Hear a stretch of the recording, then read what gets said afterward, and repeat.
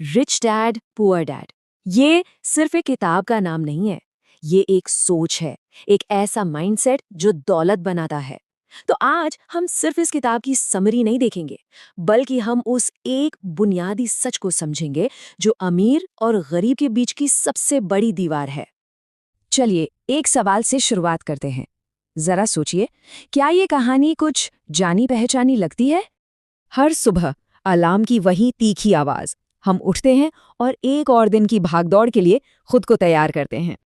फिर वही ट्रैफिक, वही ऑफिस, जहां हम दिन के 8 से 10 घंटे अपनी पूरी एनर्जी लगा देते हैं और दिन खत्म होने पर थके हारे घर लौटते हैं बस सोने के लिए, ताकि अगले दिन इसी साइकिल को फिर से दोहरा सकें।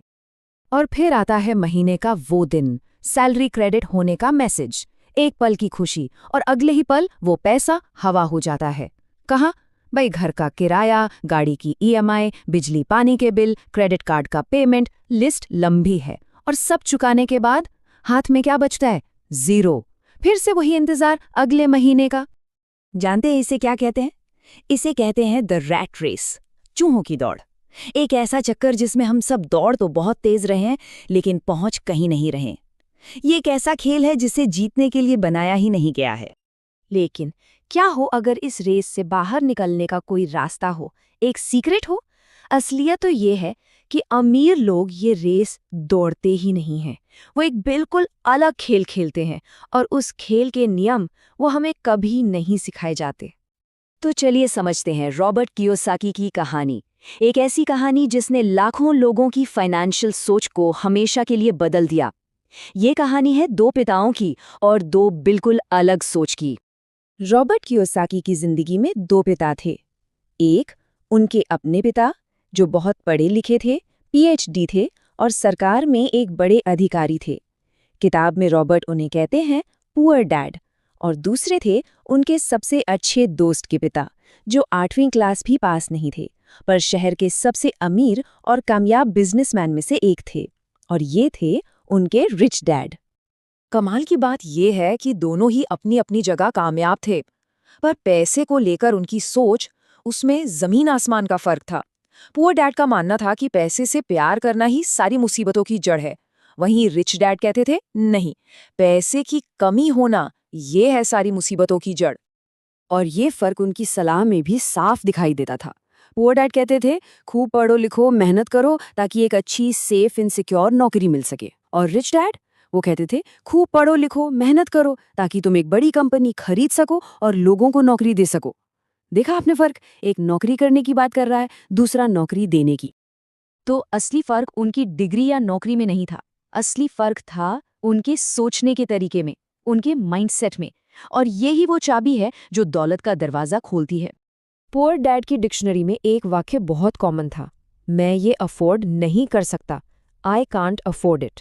और बस बात खत्म। ये एक ऐसा स्टेटमेंट है जो आपके दिमाग पर ताला लगा देता है। एक तरह से ये हार मान लेना है।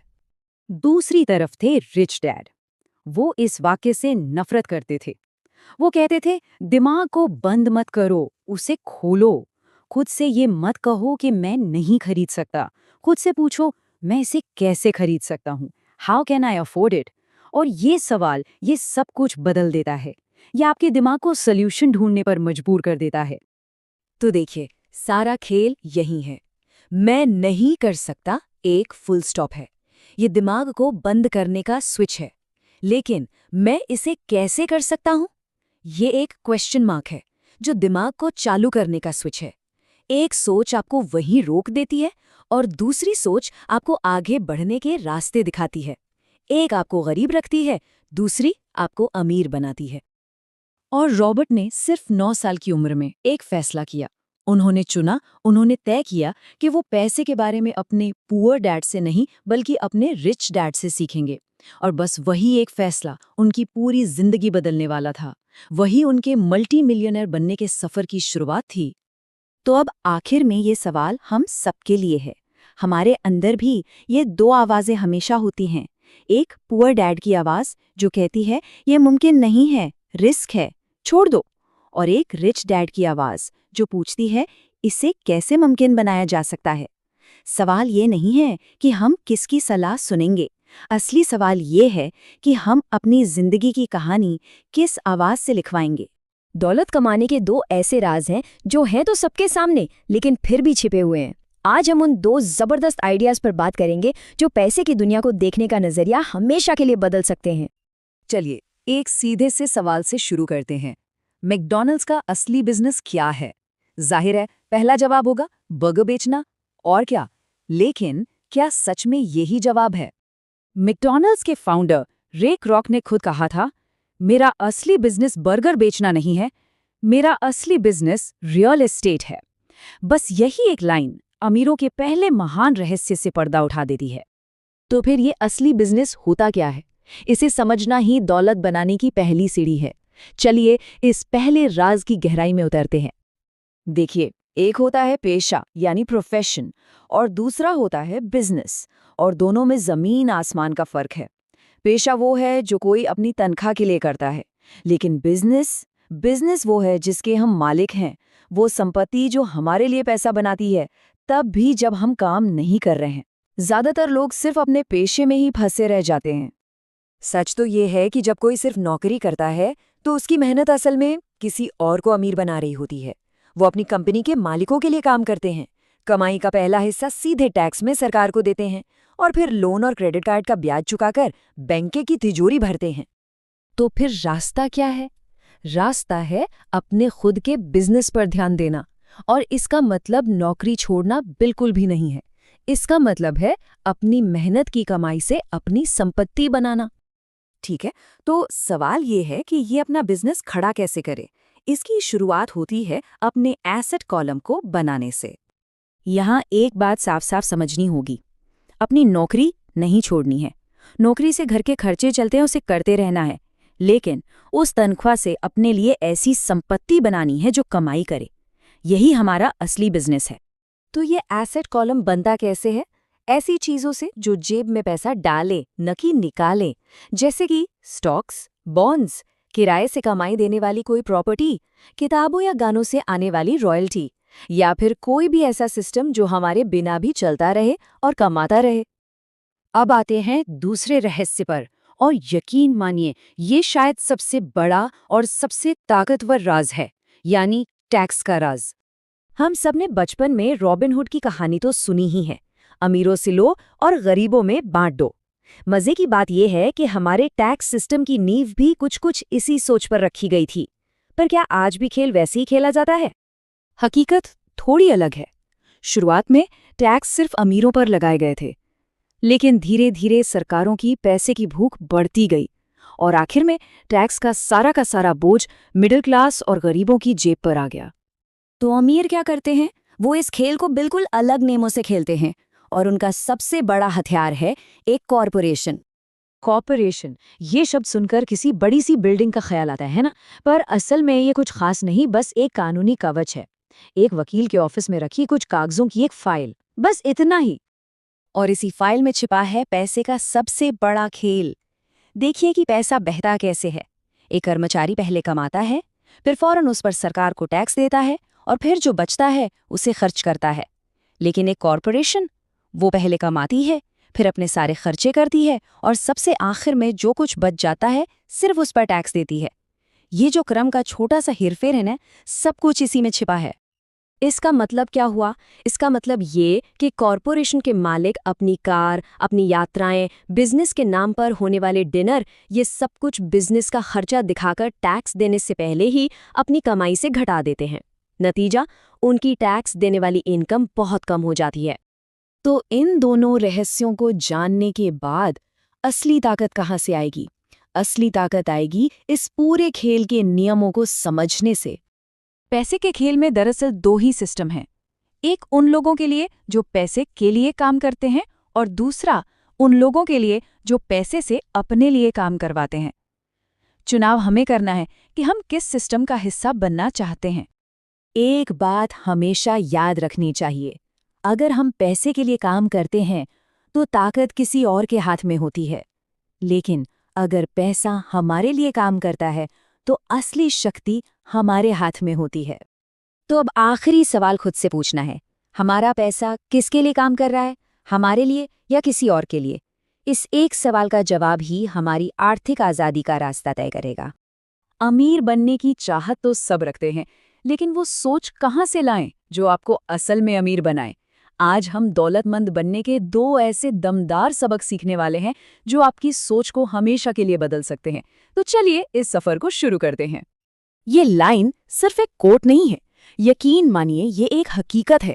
आज की हमारी सारी बातचीत का जो सार है वो इसी एक लाइन में छिपा है। दुनिया अक्सर सबसे तेज दिमाग वाले को नहीं, बल्कि उस इंसान को इनाम देती है जिसमें हिम्मत होती है, जो बोल्ड कदम उठाता है, और यही वो फर्क है जो सब कुछ बदल देता है।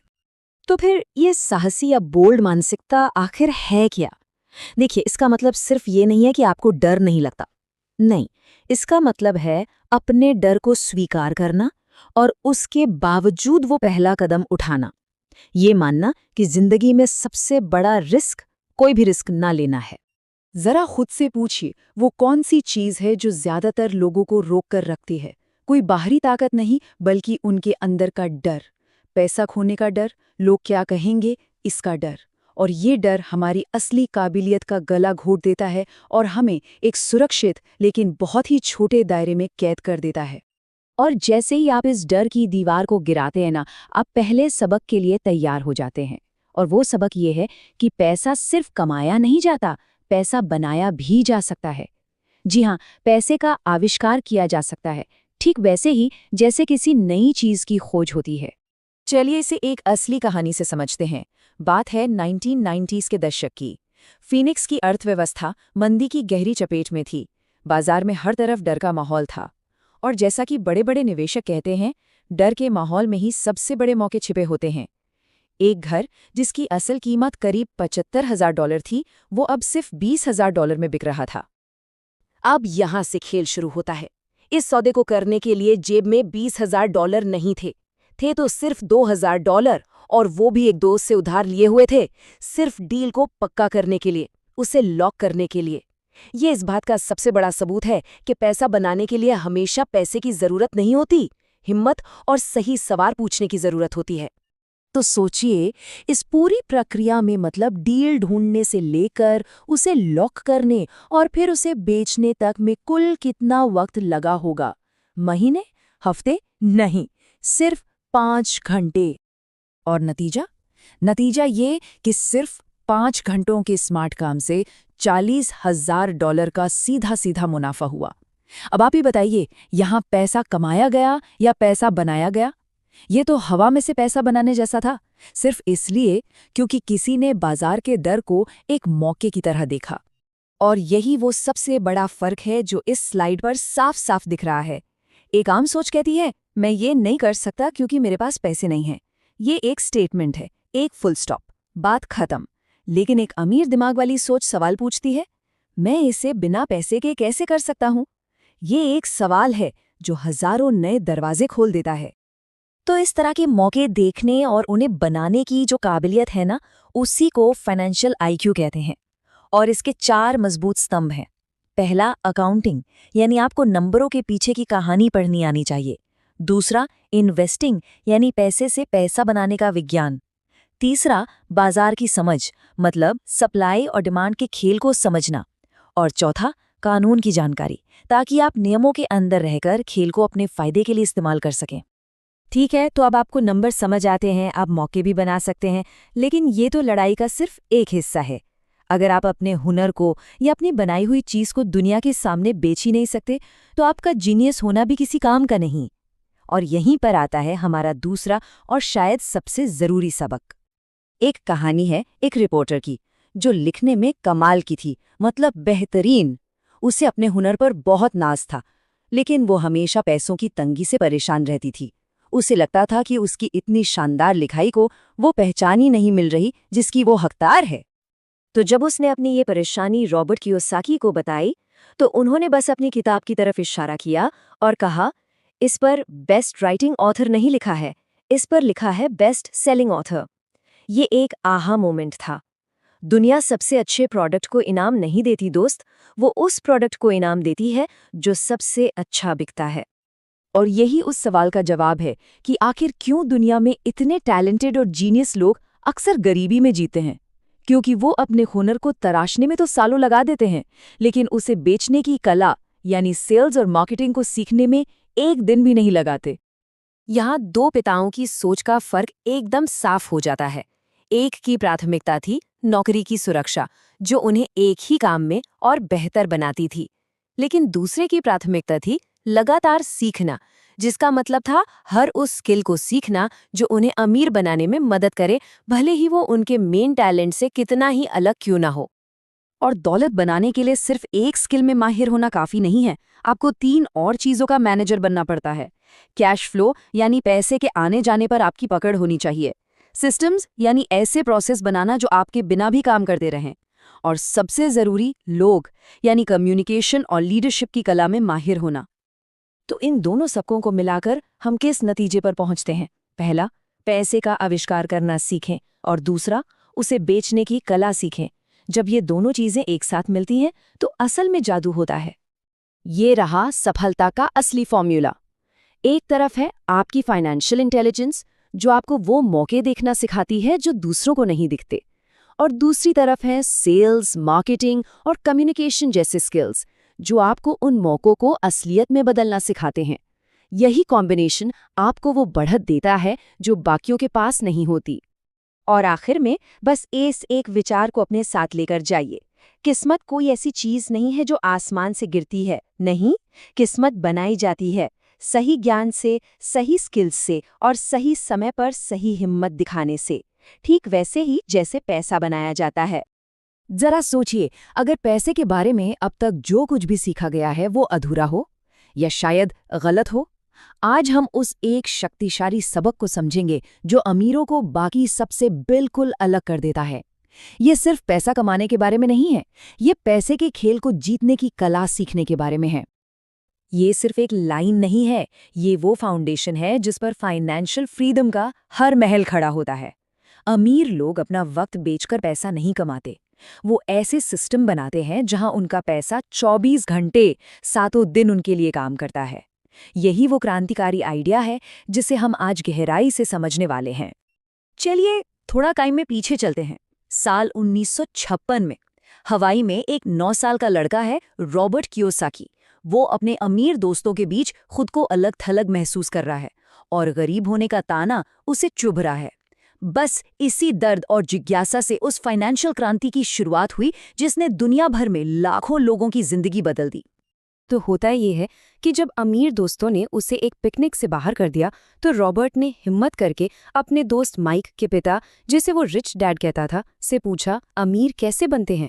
और यहीं से उसकी असली फाइनेंशियल एजुकेशन शुरू हुई, जो किताबों और क्लासरूम से नहीं बल्कि जिंदगी के कठोर अनुभवों से मिली थी। रिच डैड का जवाब कोई लेक्चर नहीं था।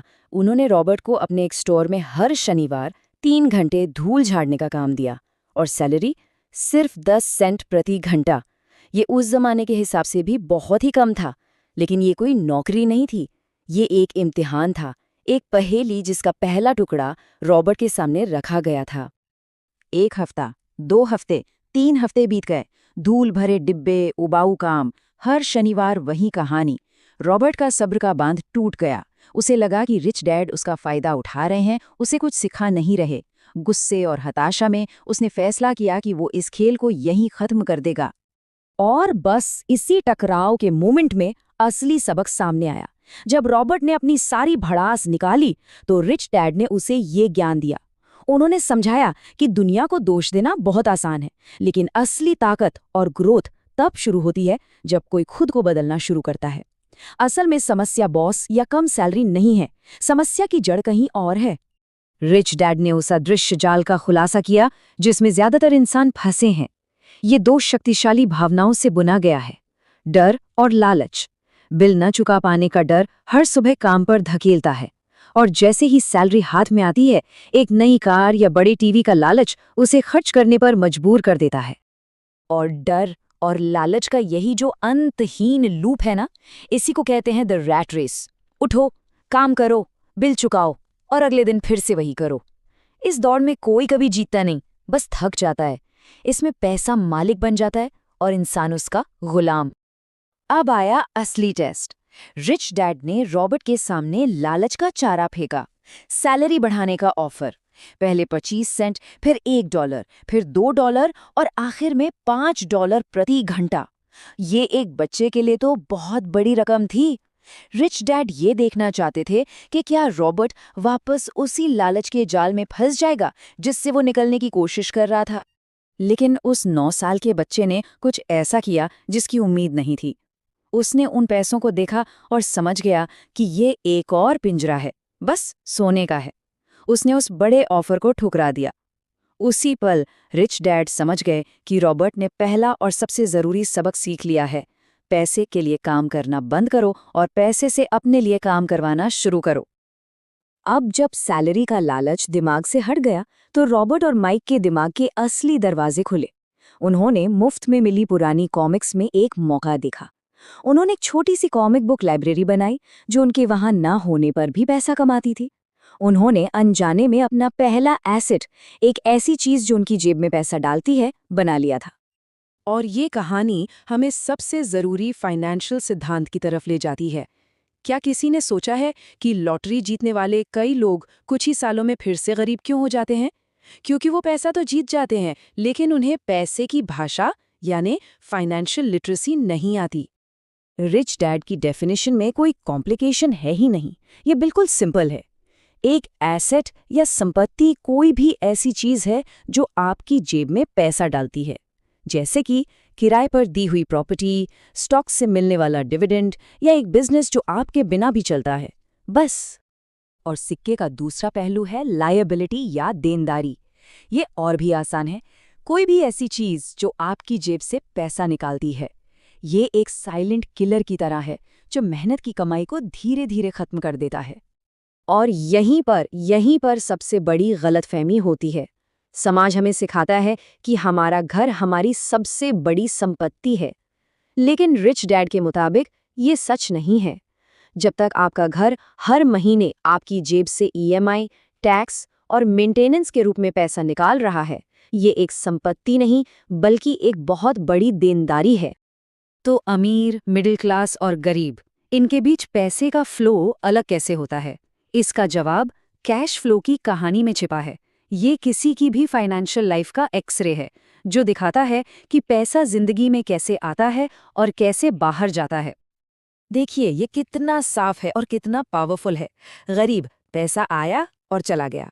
मिडिल क्लास, पैसा आया, लायबिलिटीज में फंसा और फिर चला गया। लेकिन अमीर वो संपत्ति खरीदते हैं जो और ज्यादा पैसा बनाती है, जिससे वो और ज्यादा संपत्ति खरीदते हैं। ये एक बढ़ता हुआ चक्र है ऊपर की ओर। चलिए इसको एक रियल लाइफ एग्जाम्पल से समझते हैं। मान लीजिए कि किसी की सैलरी बढ़ गई है। अब वो उस एक्स्ट्रा पैसे का क्या करेगा? यही फैसला तय करेगा कि वो अमीर बनेगा या मिडिल क्लास में ही फंसा रहेगा। मिडिल क्लास सोच तुरंत कहती है, अरे वाह, अब एक नई बड़ी कार खरीदने का टाइम है।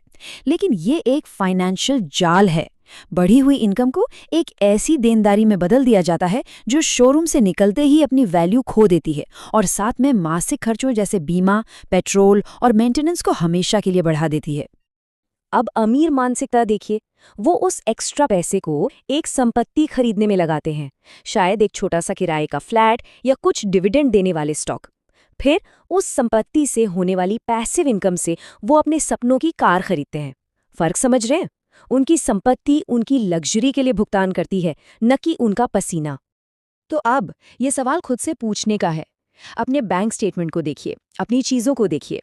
क्या आपका पैसा आपके लिए काम कर रहा है या आप अभी भी पैसे के लिए काम कर रहे हैं, उस कभी ना खत्म होने वाली रैट रेस में भाग रहे हैं? इस सवाल का जवाब सिर्फ आपके पास है और वही जवाब आपकी फाइनेंशियल डेस्टिनी तय करेगा। कभी सोचा है कि फाइनेंशियल नॉलेज होने के बाद भी अमीर बनना इतना मुश्किल क्यों लगता है?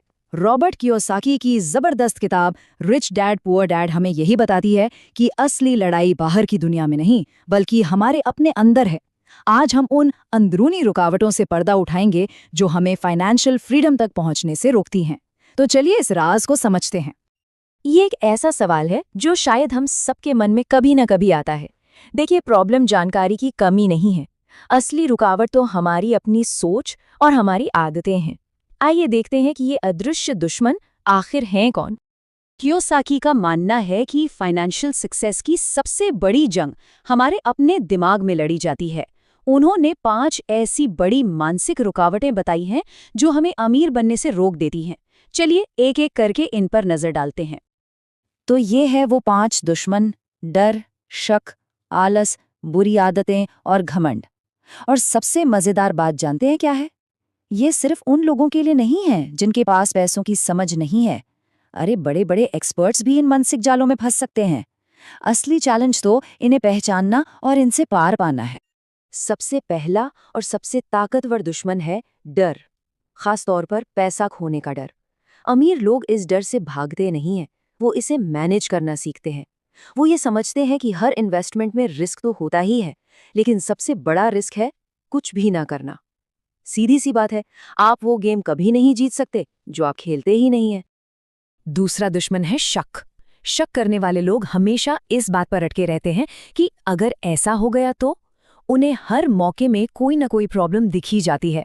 वहीं दूसरी तरफ कामयाब इन्वेस्टर्स वो एनालिसिस करते हैं, वो रिस्क को समझते हैं, लेकिन वो उन मौकों को भी ढूंढ निकालते हैं जिन्हें बाकी सब नजरअंदाज कर देते हैं। आलोचना आंखें बंद कर देती है, जबकि एनालिसिस आंखें खोल देता है। और तीसरा दुश्मन है आलस। और ये आलस अक्सर बिजी होने के बहाने के पीछे छिपा होता है। लोग अपने काम, टीवी या दोस्तों में इतने बिजी हो जाते हैं कि वो अपनी सबसे जरूरी चीज यानी अपनी फाइनेंशियल हेल्थ पर ध्यान ही नहीं देते। सच तो ये है कि वो अपनी असली मुश्किलों का सामना करने से बच रहे होते हैं। चौथी रुकावट है हमारी पैसों से जुड़ी आदतें। हम में से ज्यादातर लोगों को सिखाया गया है कि पहले अपने सारे बिल्स चुकाओ और फिर जो कुछ बचे उसे सेव करो। लेकिन अमीर लोग वो इसका ठीक उल्टा करते हैं। वो सबसे पहले अपनी इनकम का एक हिस्सा इन्वेस्ट करने के लिए अलग रखते हैं और फिर बचे हुए पैसों से अपने खर्चे चलाते हैं। ये एक छोटा सा बदलाव है, लेकिन इसके नतीजे बहुत बड़े होते हैं। और पांचवां अंदरूनी दुश्मन है अहंकार। ये सोचना कि मुझे तो सब पता है, पैसा गंवाने का सबसे तेज तरीका है। असली समझदारी तो ये मानने में है कि सीखने के लिए हमेशा कुछ ना कुछ नया होता है। याद रखिए, जो आप नहीं जानते वही आपका सबसे ज्यादा नुकसान करा सकता है। तो ठीक है, अब जब हम इन अंदरूनी दुश्मनों को पहचान गए हैं, तो सवाल यह है कि हम इन्हें हराएं कैसे। चलिए अब प्रॉब्लम से सल्यूशन की तरफ बढ़ते हैं और दौलत बनाने का एक प्रैक्टिकल प्लान तैयार करते हैं। तो फिर पहला कदम क्या है? ये सब शुरू होता है एक बहुत ही ताकतवर वजह ढूंढने से। सबसे पहला कदम है एक गहरा इमोशनल कारण खोजना। आपका क्यों? सिर्फ पैसा कमाना अपने आप में कोई मजबूत मोटिवेशन नहीं है। क्या आप कर्ज से आजाद होना चाहते हैं? अपने परिवार को एक बेहतर जिंदगी देना चाहते हैं? दुनिया घूमना चाहते हैं? आपका ये क्यों ही वो ईंधन है जो मुश्किल वक्त में भी आपको आगे बढ़ाता रहेगा। अगला कदम है अपने रोज के छोटे छोटे फैसलों की ताकत को समझना। आपके हाथ में आने वाला हर एक रुपया दरअसल फैसला लेने का एक मौका है। आप उस पैसे से या तो खुद को गरीब बना रहे हैं या अमीर। आपकी आदतें ही आपका कल तय करती हैं। आपकी संगत, आपके दोस्त, आपकी फाइनेंशियल किस्मत तय कर सकते हैं। अगर आप ऐसे लोगों के साथ वक्त बिताते हैं जो हमेशा पैसे की शिकायत करते हैं, तो आप भी वैसा ही करने लगेंगे। ऐसे लोगों को ढूंढिए जो मौकों के बारे में बात करते हैं, जिनसे आप कुछ सीख सकते हैं। याद रखिए, आप उन 5 लोगों का एवरेज होते हैं जिनके साथ आप सबसे ज्यादा वक्त बिताते हैं। सबसे पहले खुद को पे करो वाले उसूल को अपनी आदत बनाने के लिए एक नियम बना लीजिए। अपनी कमाई का कम से कम 10% हिस्सा सबसे पहले इन्वेस्टमेंट के लिए अलग रख दें। ये पैसा आपके भविष्य का है और इस नियम को कभी मत तोड़िए। वॉरेन बफेट जैसे हीरो या रोल मॉडल चुनिए। जब हमारे सामने कोई होता है जिससे हम प्रेरणा ले सकें, तो कामयाबी का रास्ता आसान और मुमकिन लगने लगता है। ये सोचना कि अगर वो कर सकते हैं तो मैं भी कर सकता हूँ, एक बहुत ही पावरफुल मोटिवेशन है। अब हम आते हैं इस पूरी चर्चा के सबसे अहम हिस्से पर। इन सारे सिद्धांतों और स्ट्रैटेजीज के दिल में एक सीधी सादी सच्चाई छिपी है। आपकी फाइनेंशियल फ्रीडम आपके फैसलों पर, आपकी चॉइस पर निर्भर करती है। दौलत बनाने के लिए जो 2 सबसे कीमती चीजें चाहिए ना, वो हम सबके पास पहले से ही मौजूद हैं। हमारा दिमाग और हमारा वक्त। आप इनका इस्तेमाल कैसे करते हैं, बस यही सारी कहानी तय करेगा। हर खर्च एक चुनाव है। जब आप ऐसी चीजों पर पैसा उड़ाते हैं जिनकी कीमत घट जाती है या जिनसे कोई इनकम नहीं होती, तो आप असल में गरीबी का रास्ता चुन रहे होते हैं। जब आप देनदारियां यानी लायबिलिटीज खरीदते हैं, जैसे कार लोन या क्रेडिट कार्ड का कर्ज जो आपकी जेब से पैसा निकालती रहती है, तो आप जिंदगी भर मिडिल क्लास में फंसे रहने का चुनाव करते हैं। और जब आप अपने दिमाग में इन्वेस्ट करते हैं यानी नई चीजें सीखते हैं और ऐसी संपत्ति यानी ऐसे एसेट्स खरीदते हैं जो आपकी जेब में पैसा डालते हैं, तब आप अमीर बनने का चुनाव करते हैं। तो याद रखिए, आपका फाइनेंशियल भविष्य कोई ऐसी चीज नहीं है जो बस आपके साथ हो जाती है। ये उन छोटे छोटे फैसलों का नतीजा है जो आप हर रोज हर पल करते हैं। सवाल बस ये है कि आज आप क्या चुनेंगे। और आखिर में ये सारी बातें एक ही पावरफुल आइडिया पर आकर खत्म होती हैं। पैसे के लिए काम मत करो, पैसे से अपने लिए काम करवाओ। ये सिर्फ एक कहावत नहीं है, ये फाइनेंशियल फ्रीडम तक पहुंचने का रास्ता है। उस सफर को शुरू करने का फैसला आज ही लीजिए।